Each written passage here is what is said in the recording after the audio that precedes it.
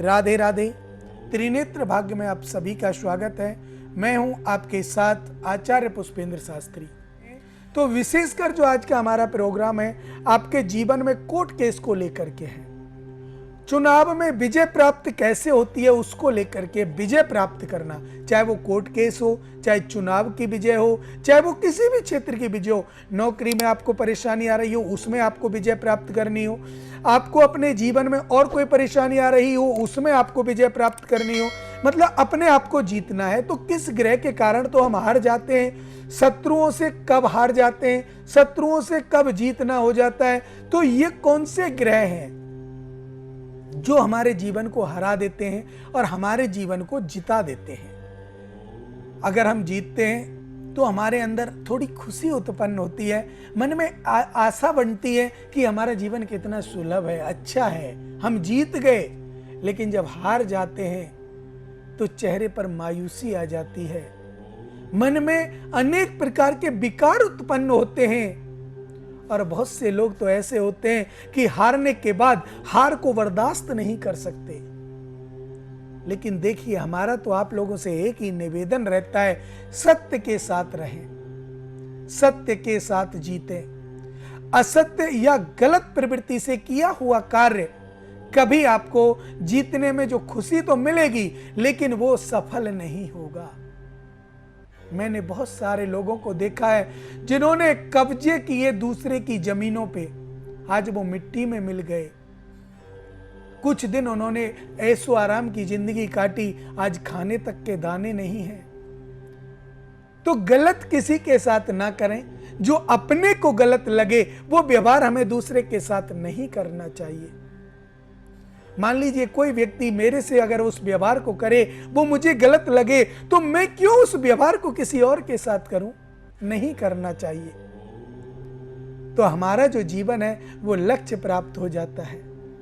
अब हम देखते हैं कि हमें विजय प्राप्ति कब होती है। अगर हमारे द्वादश भाव कुंडली में होते हैं, जन्म कुंडली का आंकलन करते समय सबसे पहले देखते हैं लगन को, किस लगन में हमारा जन्म हुआ, वो लगन कौन सी है, किस उस लगन का वाहन क्या है, लगन का स्वामी कौन सा है।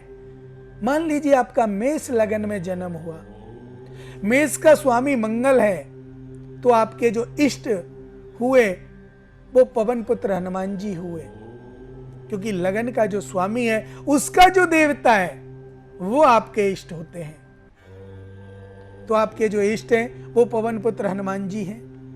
अब हनुमान जी आपके इष्ट हैं तो आपको करना क्या है, आपको सिर्फ और सिर्फ पूजा करनी है हनुमान जी की। शास्त्र में लिखा है, श्रीमद् भागवत जी में आता है, एक साधे सब सद है और सब साधे सब जाए। जीवन में हम बहुत सारी समस्याओं से घिरे होते हैं और मन में एक जिज्ञासा होती है कि ये समस्या हमारी पैदा कहां से हुई। देखिए, मैं आपको बार बार एक बात बोलता हूं, मेरी एक बात आप अपने घट में उतार लीजिए, अपना जीवन सफल हो जाएगा। वो बात कौन सी है सुन लीजिए, कि आप अगर एक बात मेरी अपने घट में उतारोगे तो आपके जीवन में कोई समस्या नहीं रहेगी, मैं गारंटी देता हूं। कुंडली का आंकलन कराना पहली बात, उसका समाधान कराना दूसरी बात, और अगर आप अपने जीवन को लक्ष्य प्राप्त करना चाहते हैं तो हमारी जो जन्मदात्री मां है उसकी आप सेवा करें। और जो कुंडली में ग्रह दोष हैं, जब तक हम कुंडली का आंकलन नहीं कराएंगे हमें मार्ग नहीं मालूम चलेगा। जिस मार्ग पर, देखिए, आप अपने घर से कहीं जाते हैं, गूगल का सहारा लेते हैं, मैप खोल लेते हैं मोबाइल में, जिसका आपको रास्ता नहीं मालूम है, और वो मैप आपको सीधा वहीं पहुंचा देता है जहां आपको जाना है। चाहे वो किसी गली में होकर के ले जाए, कहीं होकर के ले जाए, लेकिन वो मैप रास्ता आपको गंतव्य स्थान तक पहुंचाएगा। तो यही कारण है हमारी समस्याओं की जो जन्मदात्री है वो कुंडली अपने आप बता देती है कि कहां आपको संकट होगा, कहां आपको सुख मिलेगा, कैसा आपको लाभ मिलेगा। तो इसमें देखिए कोई ऐसी बड़ी बात नहीं है, आप अपने जीवन को सफल बना सकते हैं किसी भी क्षेत्र में। कहीं भी कैसे भी क्यों ना हो, आप अपने जीवन को सफल बना सकते हैं।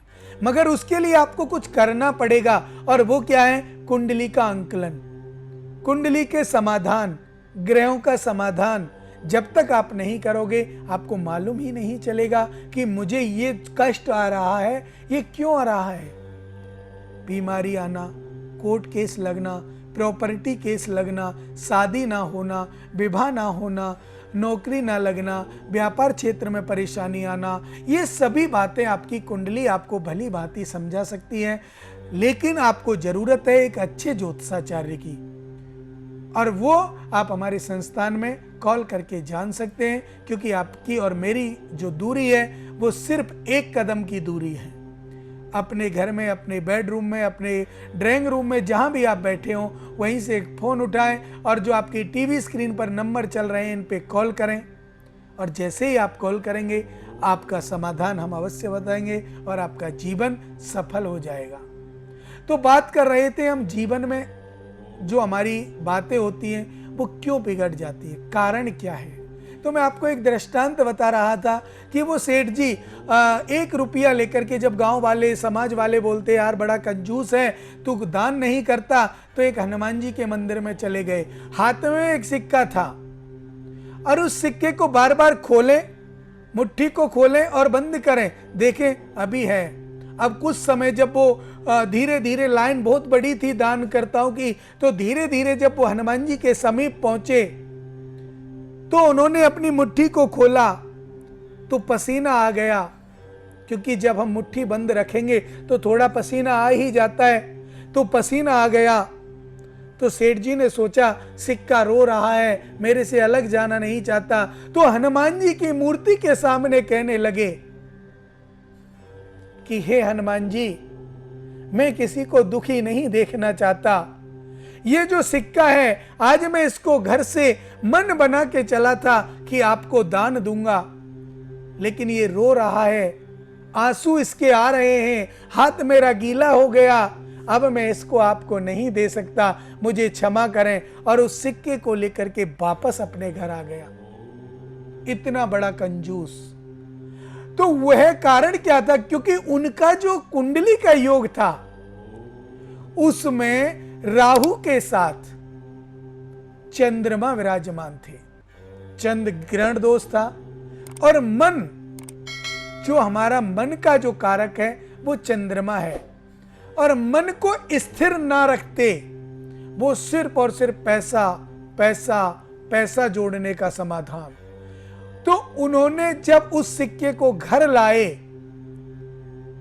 जैसे ही मुड़े, हनुमान जी उनके सामने आ गए, बोले अरे कंजूस, कम से कम इसे तो मुझे दान कर, जिससे आगे का जन्म तो तेरा सुधर सकता है।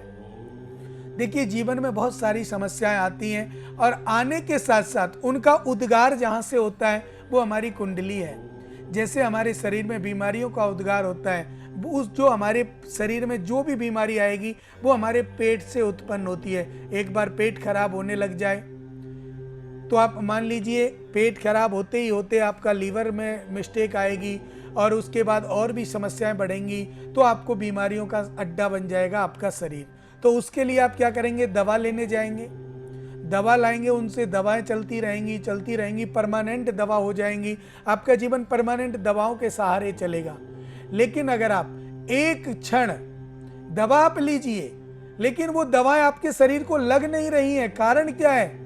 हमारे डॉक्टर भाई बहुत सारा प्रयास करते हैं आप लोगों को स्वस्थ करने का, और मृत्यु लोक में भगवान की अवस्था, जो हम कहते हैं कि दूसरे भगवान डॉक्टर कहलाते हैं, जो हमें मरणासन्न अवस्था से भी जीवित कर देते हैं, तो उन डॉक्टर अपनी पूरी कोशिश करते हैं, फिर भी आपको दवाएं नहीं लगती, तो डॉक्टर क्या कहते हैं पता है आपको? डॉक्टर कहते हैं भैया आप एक काम कीजिए, किसी ब्राह्मण से कोई ना कोई उपाय पूछ लीजिए, अगर कोई जानने वाला है तो। फिर जो क्लाइंट हैं, जो डॉक्टरों के क्लाइंट हैं, वो ब्राह्मणों को कॉल करते हैं। ऐसी बहुत सारी कॉल हमारे पास भी आती हैं कि गुरुजी डॉक्टर कह रहे हैं कि कोई समस्या हो तो आप किसी पंडित जी से पूछ लीजिए। फिर हम उनको बताते हैं कि डॉक्टर ने जो कहा है वो बिल्कुल सत्य कहा है, आपकी कुंडली दिखा लीजिए। तब वो कुंडली दिखलाते हैं तो मालूम चलता है कि कुंडली में दोष क्या है। और जब वो दोष मालूम चलता है तो पता चलता है दवाएं क्यों नहीं लग रही हैं। मैं आपको एक बात बता दूं कि जीवन में बहुत कार्य करो लेकिन कुंडली का आंकलन अवश्य कराओ। तो देखिए, हम जो विशेष रूप से हम बातें करते हैं आपके जीवन को लेकर के करते हैं, और मैं तो आपसे एक ही निवेदन करता हूं, आप अपने माता पिता की सेवा अवश्य करें, क्योंकि सबसे पहला गुरु हमारे माता पिता हैं। हमें जन्म देते हैं, पालते पोसते हैं, अच्छी शिक्षा देते हैं, और उसके बाद जो आपका शिक्षा गुरु है, दीक्षा गुरु हैं, उनका आप सम्मान करें। ब्राह्मणों का, साधु संतों का, गाय का आप सम्मान करें, माता पिता की सेवा करें। आप देखो आपके जीवन में कितनी खुशी आएंगी। और मैं ये नहीं कहता कि आप बाहर रहते हैं तो माता पिता अपने गांव में रहते हैं आप कैसे सेवा कर सकते हैं, तो इसका भी मैं आपको एक उपाय बता रहा हूं। आप ऐसे सेवा कर सकते हैं। कैसे कर सकते हैं? आप चाहे कितनी भी दूर अपने माता पिता से रहते हो, सुबह नहीं तो शाम को एक बार कॉल अवश्य करें। पिताजी से, माताजी से पूछें, माताजी स्वास्थ्य कैसा है, पिताजी स्वास्थ्य कैसा है, और उनको अगर किसी चीज की जरूरत है तो उसको पूरा करें। आप बाहर रह करके उनको पैसा भेज के उस चीज को पूरा करेंगे, आपका जीवन सफल होगा। इस समय जिन लोगों की हमसे कॉल लगी है उनका बहुत बहुत धन्यवाद, और जिनकी नहीं लगी है वो हमारे संस्थान में कॉल कर सकते हैं, जिसका कोई भी आपको किसी भी प्रकार की परेशानी नहीं होनी चाहिए। अब समय दे रहा है आवाज, मुझे दे इजाजत। जीवन को अगर सफल बनाना है त्रिनेत्र भाग को देखते रहिए और अपना समाधान कराएं। राधे राधे।